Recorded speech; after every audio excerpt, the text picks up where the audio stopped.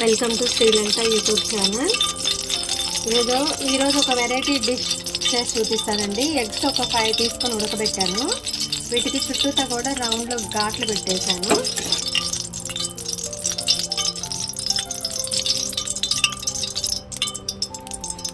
First eggs వేయించుకున్నామండి నూనెలో పెట్టి.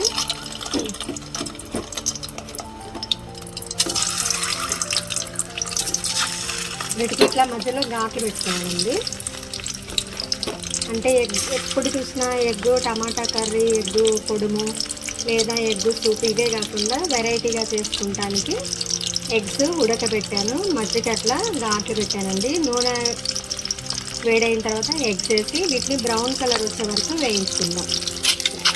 Eggs brown colour వచ్చాయండి. తీసి వేరే బౌల్లోకి ట్రాన్స్ఫర్ చేసుకున్నాం. ఇవ్వండి వేరే బౌల్లోకి తీసుకున్నాను. ఇప్పుడు ఆనియన్స్, పచ్చిమిర్చి వేసేద్దాం.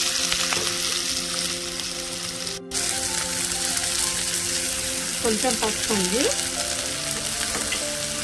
కొంచెం అల్లం వెల్లుల్లి పేస్ట్,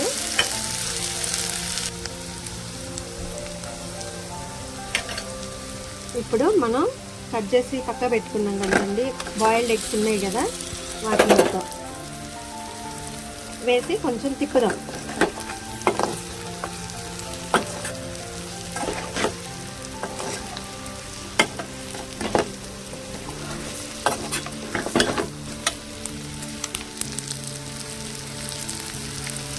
సాల్ట్ వేద్దామండి.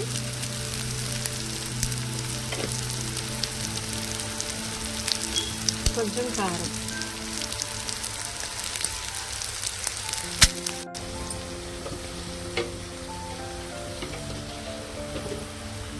కొంచెం గరం మసాలా అండి. ఎప్పుడు టమాటా వేయడం లేదా చింతపండు వేసి రసం చేసి కోస్తూ ఉంటాం కదా, అలా కాకుండా ఈసారి ఇలా ట్రై చేసి చూడండి. ఇంట్లో ఎవరు లేనప్పుడు, చిన్నపిల్లలు ఉన్నప్పుడు లేదా బ్యాచిలర్స్ కూడా ఈజీగా చేసుకునే ప్రాసెస్ అండి ఇది. దీంట్లో టమాటా కానీ ఏమి వేయొద్దండి. Tasty egg onion masala curry ready అండి. ఈ కర్రీ వేరే బౌల్లోకి ట్రాన్స్ఫర్ చేసుకున్నా. మీరు కూడా ఇలాగే ట్రై చేసి చూడండి ఒకసారి. Tasty egg masala curry ready. Thanks for watching. Please do like, share and subscribe my YouTube channel.